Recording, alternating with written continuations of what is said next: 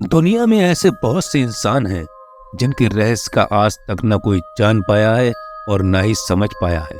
एक ऐसा ही रहस्यमय इंसान 19वीं सदी में इंग्लैंड में हुआ करता था, जिसके बारे में दावा किया जाता है कि उसके दो चेहरे थे, एक आगे और एक पीछे।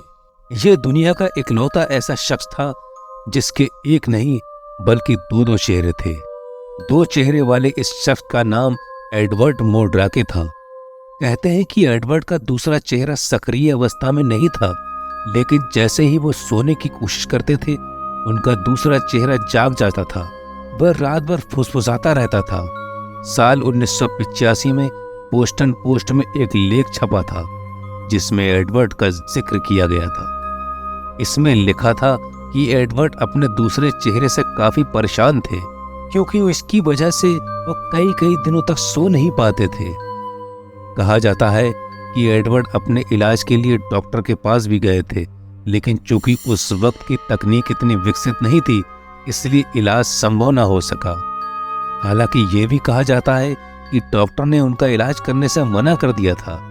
कहते हैं कि एडवर्ड के सिर के पीछे वाला चेहरा एक लड़की का था, जिसकी आंखें तो थीं, लेकिन वो देख नहीं सकती थी।